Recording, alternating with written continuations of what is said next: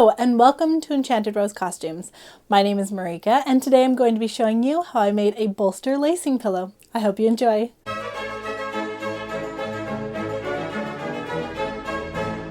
At the end of last month, I shared a video of my journey into beginning to make Needlelace. If you haven't seen that video yet, you can click the link right here and it'll take you to it. But in that video, I mentioned that I would share how I made myself a bolster lacing pillow if it turned out. Well, I'm happy to say that the pillow did turn out, and here is the video for it. So when I began researching how to make a bolster pillow, I actually came across a lot of art and photos of women using these bolster pillows to make lace. Now, the majority of the women were using it for bobbin lace, which is different than needle lace, but both bobbin lace and needle lace use bolster pillows.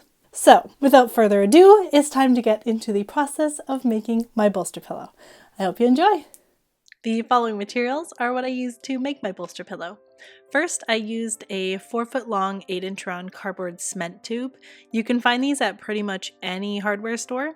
And while I was picking this one up, I asked if they could cut it in half for me so I would have two 2-foot long rounds. And from there I cut down the center of one of the rounds and wrapped it over top of the second one to make it slightly stronger. I also used a 24 by 26 inch corkboard that I scored so I could wrap it around the tube, an old towel, and a lot of cotton quilt batting. I think I had about 4 meters that was 60 inches wide. A dense wool fabric can also be used instead of the batting. And finally, some cotton fabric to make an inner and outer cover for the pillow. Starting off, I used a Gorilla Glue to attach the cork to the tube, and then used some clamps to try and keep it in place.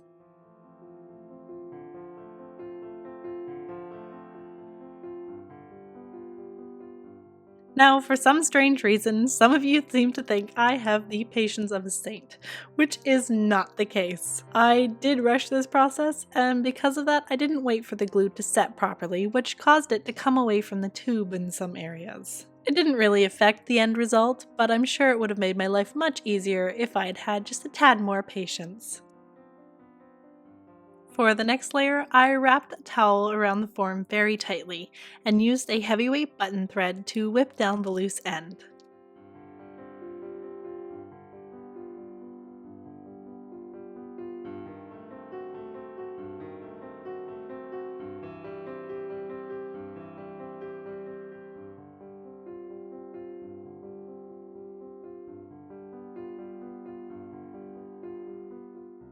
Next, I cut my cotton batting into 24-inch and 28-inch wide strips and began tightly wrapping them around the form.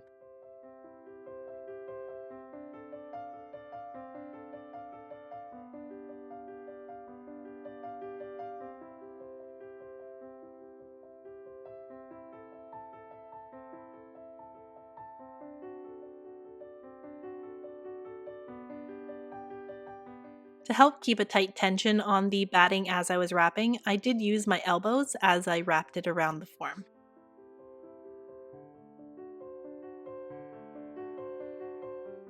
And then once again, I whipped down the ends with a button thread.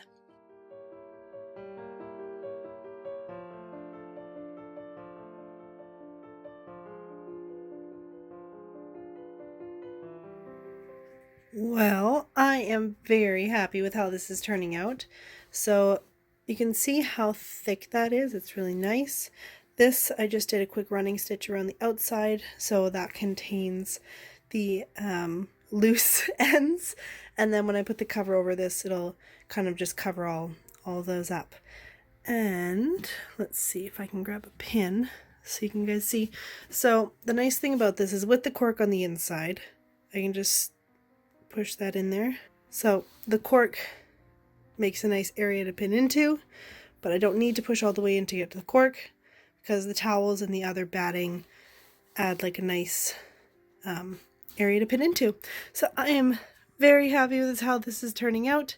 I just need the outer or the inner cover, which is going to stay on it permanently, and then the outer cover, which I can change whenever I feel like.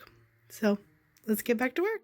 For the inner cover, I cut the fabric at 37 by 37 inches, and the outer fabric was 35 by 37 inches. To create the cover, I folded the fabric in half with the right sides together, and then sewed up one side to create a tube. And then I finished the ends of the cover with a 1-inch hem so I could thread a length of twill tape through the channel.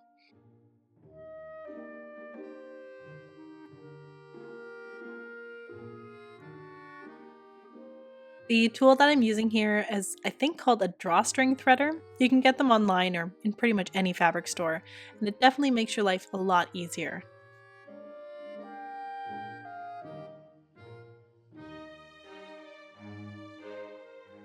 And after finishing all 4 sides, I just tucked the drawstring right into the side opening of the pillow. So after a couple hours of work, here is my finished bolster pillow. I am really happy with how this turned out. So obviously you can see how big it is. You can buy them, I think, in smaller sizes online. I needed the bigger size because the collar that I'm working on, I think, is 19 or 20 inches across.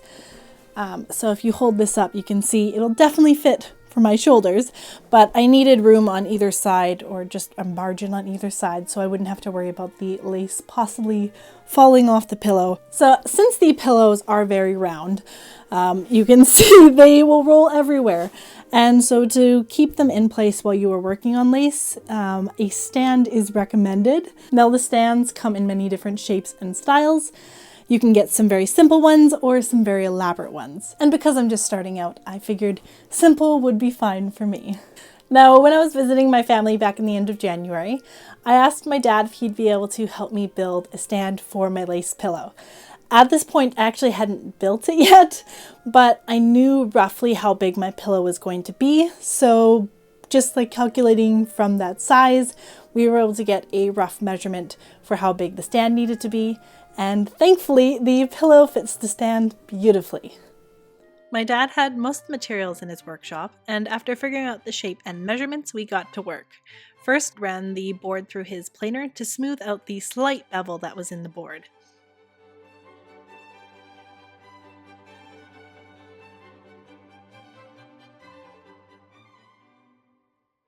Next, he cut the board down to the height that I wanted for the stand, which was 7 inches, and then smoothed the edges and sanded the sides.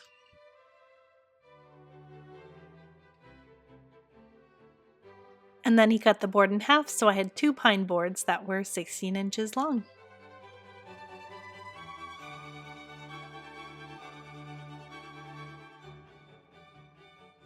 To make the cutout for the pillow, he measured 2.5 inches up from the bottom of the stand, and then measured 6 inches up from there to have a starting point for his precision compass. Because I wanted to build some part of the stand, my dad had me use the bandsaw to cut out the circle he just created. But before doing that, I had to practice a few times just to make sure that I could follow the line nicely. I grew up using a scroll saw, but this was my first time using a bandsaw. So that was my mock-up, and now it is time for the real thing.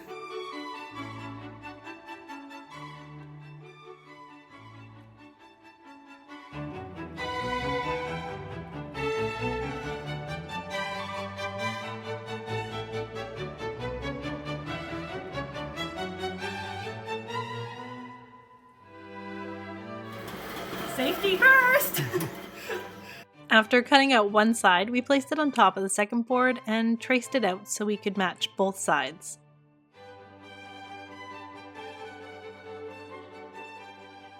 And then I cut out the second side, which truthfully wasn't nearly as nerve-wracking the second time around.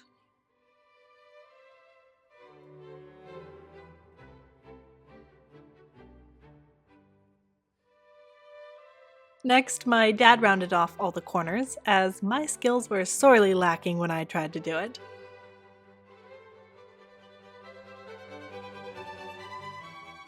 And then he sanded it all down to make it nice and smooth.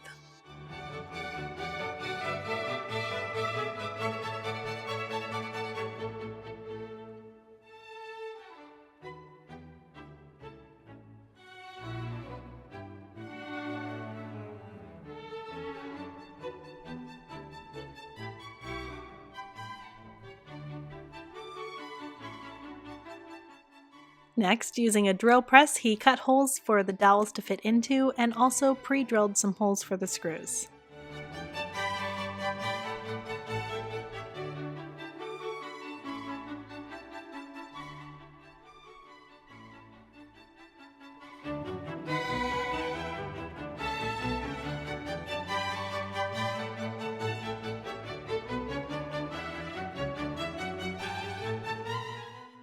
The 1-inch wide dowel was cut down into 12-inch lengths and then fit into the holes, and everything was screwed together.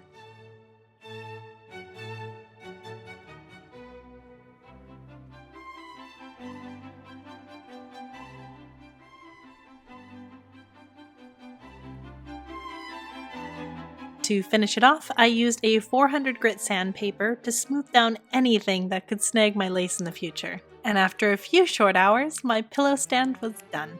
So I really love how the pillow turned out. The nice thing about it is that these are far enough apart so when I'm working with this on my lap, it just sits nicely on my knees. And then I can also work with it propped up on a table, and so I can work with it on an angle, and so it just makes it really nice and movable and mobile, and it'll just be really nice to not have to stand up for long periods of time when I'm making lace, and I can actually sit and watch a show with my husband now, so that'll be really nice. Now, as I mentioned earlier, lace pillows, this isn't the only style. There are many, many different styles, as well as many styles of stands. So this is just a very simple stand, and I think it'll serve me perfectly for what I want. If you did want to see how to make another style of lace pillow, I will link, I think it's Bryce Adams. She has a bob and lace channel on YouTube, and she has shown how to make a cookie style bob and lace pillow. So if you want to head over and see how she made that, I will link her video down below. And then she also has some beginner things into bob and lace if that is something you're more interested in. Now, there was another video that I came across when I was researching bolster pillows, and I think it's called The World's Biggest Bob and Lace Pillow or something like that. I'll link it down below. Anyways, their pillow is made with very, very densely packed sawdust. So that is something that I would really like to try in the future. I think it would smell amazing, especially if you packed it with cedar. Be very earthy and very relaxing to work with. Anyways, I hope you've enjoyed today's video. I would love to know if you're going to be trying to make a bolster pillow for yourself, or if you already make lace, do you use a bolster pillow? And if not, what is your favorite pillow that you use when making lace? If you're new to my channel and you would like to see more of my lace making endeavors, feel free to click subscribe.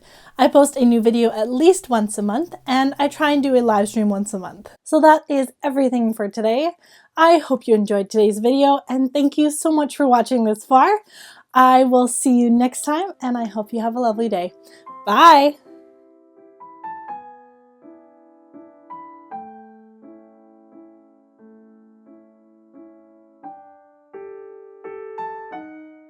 I'm going to be showing you how I made a laced bolster pillow. A lobster pillow. I'll show you how to make a lobster pillow. And I can also... Yes! I'm just going to put this back here so I don't kill anyone. You can't hear that saw that's going on in the background right now. Feels like everyone's doing home improvements this weekend. Like one will stop and then another will start down the street and then you'll hear one way over there. It's a good weekend for filming.